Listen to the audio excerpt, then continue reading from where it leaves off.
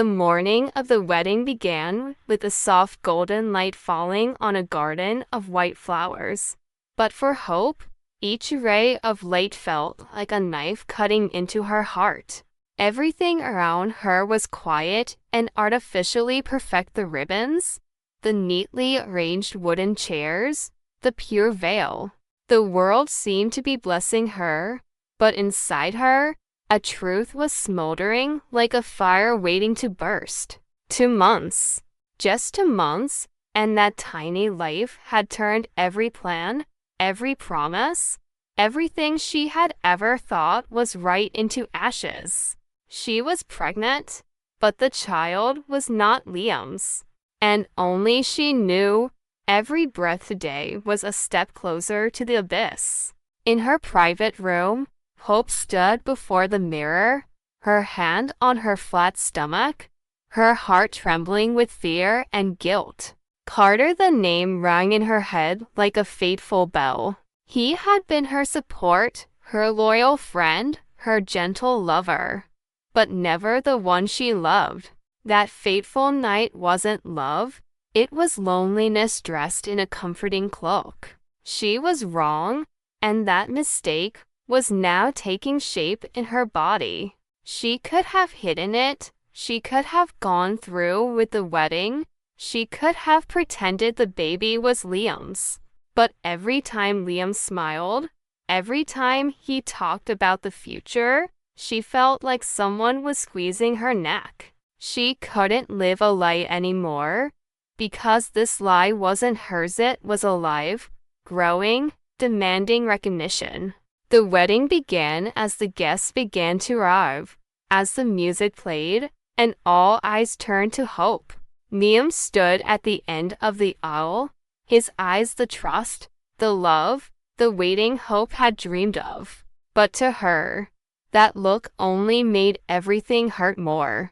Before she stepped out, Hope paused for a second, took a deep breath, knowing everything was about to fall apart. But it was better to let the truth pierce than to live with a sweet lie. As she reached the center of the auditorium, her heart pounded, each step a slow reading of a sentence. She stopped, and for just a moment, the world fell silent. No music, no wind, just heartbeats and breathing. Hope looked around, then spoke. She said she was pregnant. The words were like a stone thrown into a calm lake, freezing everything. All eyes were on her. Liam stunned, Brooke dumbfounded, Ridge frowning, Steffi holding her breath.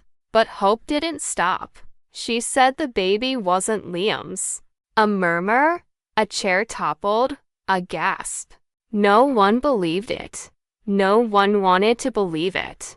Liam looked at her as if he'd lost his entire world. But Hope stood still, steadfast as if the truth was the only weapon left. She said the father's name, Carter. Not a sound escaped, only silence as thick as ice cracking beneath everyone's feet.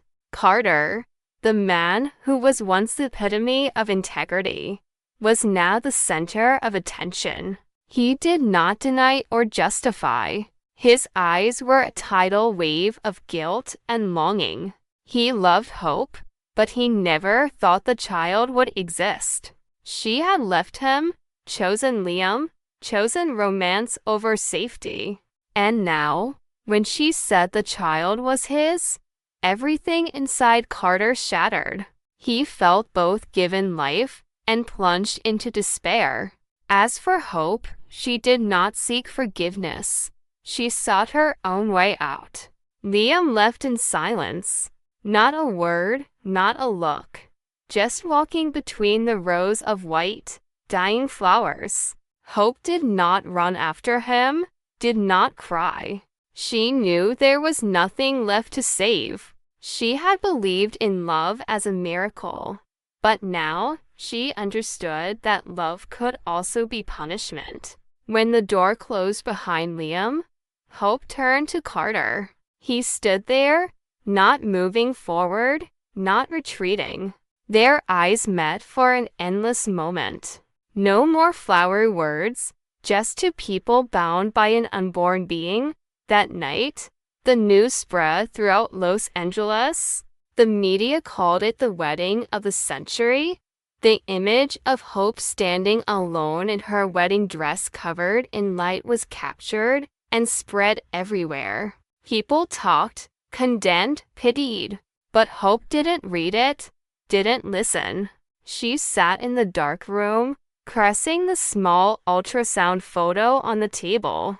She knew people would see her as a traitor, as the one who destroyed her own happiness. But deep down, she felt strangely peaceful. She no longer had to pretend. The truth, however cruel, was the only way she could breathe. Carter arrived in the middle of the night, the headlights illuminating his tired face. He didn't ask, didn't blame. He just stood in the doorway, looking at her like he was standing on the edge of a cliff. And he himself didn't know if he wanted to pull her back or fall with her. Hope said she was leaving town. She didn't want the baby to grow up surrounded by gossip, hatred, and contempt. Carter nodded, but inside he was torn. He wanted to keep her, keep the baby. But he also knew she needed freedom. He had dreamed of a family, but now that dream had turned into a sentence. In the weeks that followed, Hope disappeared from all news.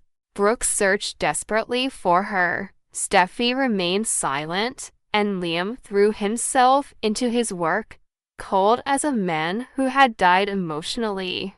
But in another corner of the city, Carter received an unsigned letter. Inside was a new ultrasound. Hope was fine, the baby was growing, and at the bottom was a handwritten line. Do the right thing. No explanation, no promises. Just a heavy, thunderous command. Carter knew that the right thing could be to find her, or it could be to leave her alone. But he felt as if with each passing day, the invisible string between them tightened. He dreamed of Hope on sleepless nights, dreamed of the baby calling his name in the wind. And somewhere, Liam began to feel uneasy. He tried to forget, but couldn't. Because love, once betrayed, doesn't die, it turns into a ghost, haunting the one left behind till the end. Time passed.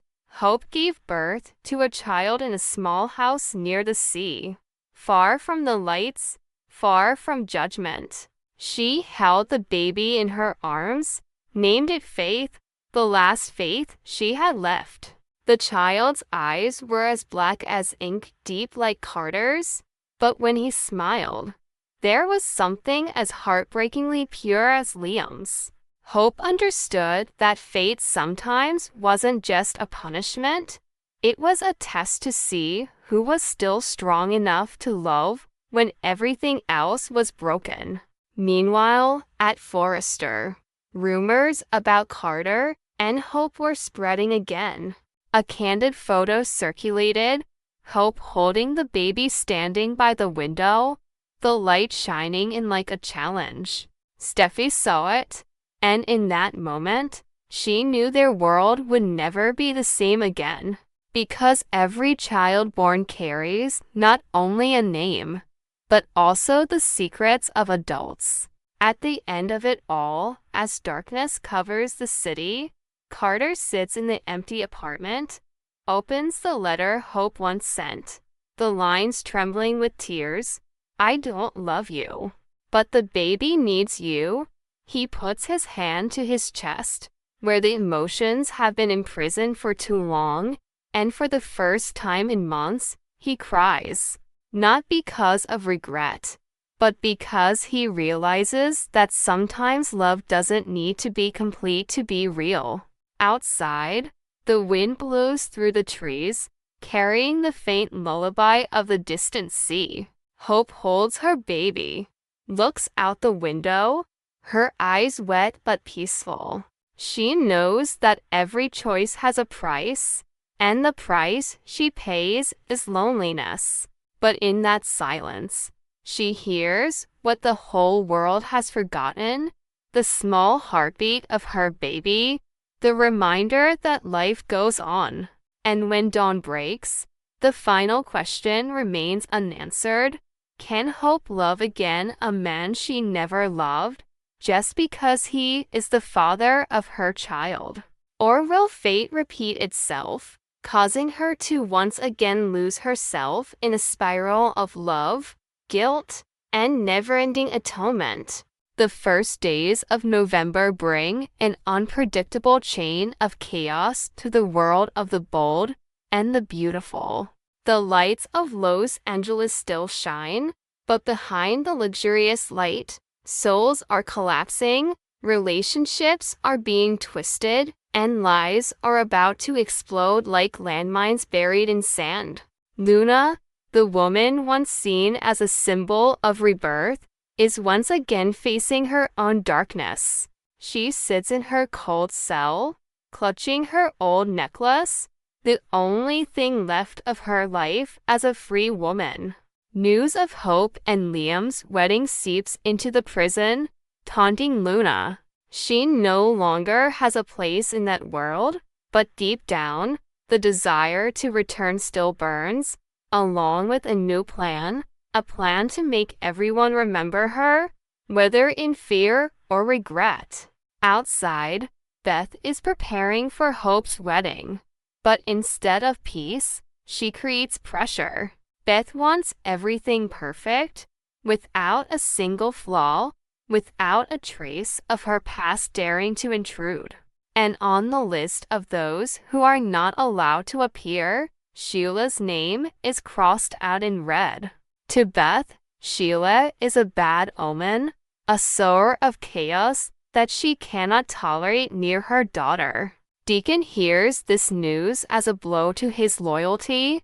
When the woman he loves is hated by his own daughter, he is caught between two worlds.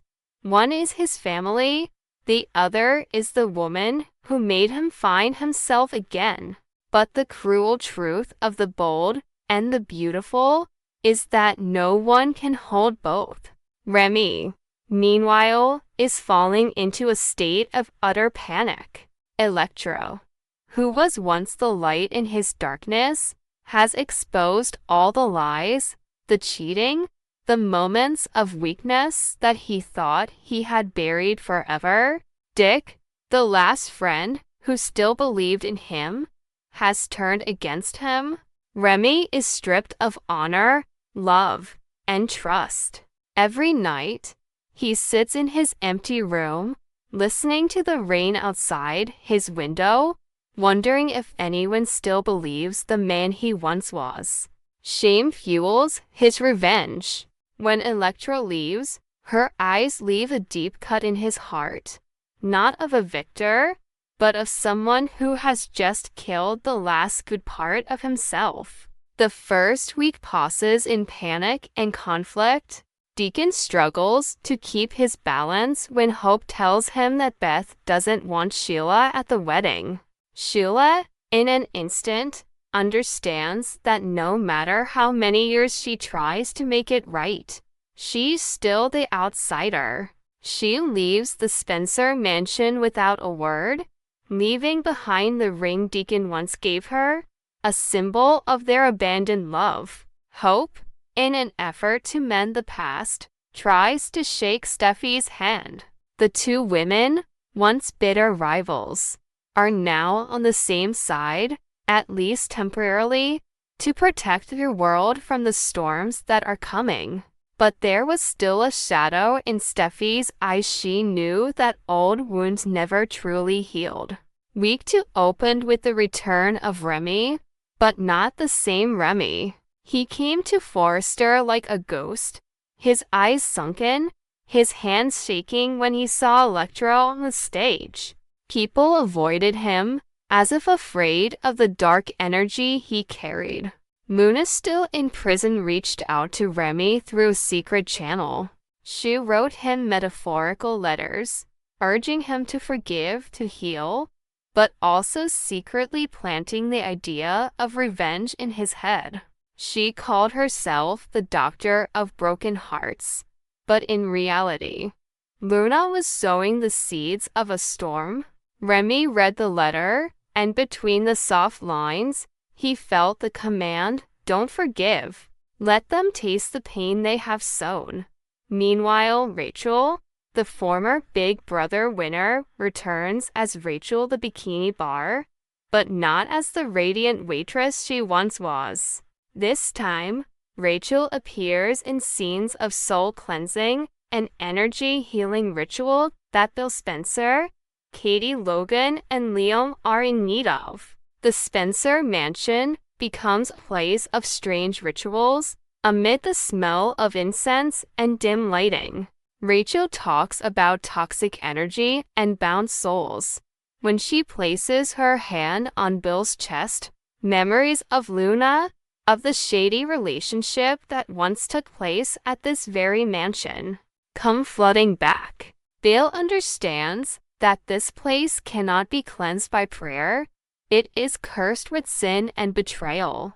The media storm begins to rise when Remy is discovered at Forrester without completing his surveillance order. Rumors spread that he's up to something. Elektra, fearing for her reputation, orders security to be tightened, but that only makes him madder. In a panic, Remy reaches out to Deacon, pleading for help. Deacon, already broken in his faith, pushes him away. As the door closes, Remy turns to look at the Forrester building glowing in the night. Luna's laughter ringing in his head, not real, but enough to make him decide: confession or revenge. And like every other wounded soul in this world, he chooses the latter. Meanwhile, Hope and Liam continue to prepare for their wedding, witnessed by the whole family. Steffi tries to be cheerful, and Ridge stands next to Brooke. But neither of them knows that a storm is brewing between the people they love. Daphne Rose appears, asking about Carter Walton, a man who always keeps a calm face, but is carrying old wounds. He says he blesses Hope, but the look in his eyes when he looks at Daphne contains a storm of his own. Carter has learned to hide his emotions after hundreds of weddings, but this time, he feels something approaching, a person, a memory, a secret that Daphne has yet to tell. The final week, from November 17th to 21st, the atmosphere of weddings covers every frame, but beneath the white silk are undercurrents. A figure from Daphne's past returns, someone she loved, lost or betrayed. He comes like a cold wind, carrying an old letter, evidence, and forgotten memories. He comes not only for Daphne, but also to reclaim something that was stolen: honor, truth, or maybe the child that Daphne never mentioned. Carter begins to suspect, and when he touches the old photo, the face of the man in the photo is an old acquaintance in the industry, the one who caused the downfall of a major brand. The wedding began in bright lights and music, but outside the door, Remy stood in the shadows, holding the envelope Luna had sent him before being sent to solitary confinement. There was no apology inside, just a copy of a new letter of accusation, one that could ruin everything. As Hope walked down the aisle, Luna from inside the prison smiled as she heard the church bells ringing on the radio. She knew that each bell was a countdown to her plan. On stage, lights illuminated the faces of Hope and Liam, two people who seemed to have withered all storms. But when Carter presented the rings, the church doors swung open. Remy appeared, his eyes wild, his voice echoing through the holy space. Outside, The sky darkened, the first drops of rain falling like a signal of a curse. Luna, in the darkness of her cell, closed her eyes, whispering as if controlling fate. Everything that had been buried began to rise. Those who were once victims now become perpetrators. Those who once saved now sow pain. And amid the rumble of thunder, the final question rings out like a knife through the seemingly perfect scene. Is anyone truly innocent in a world where every promise is written in someone else's blood?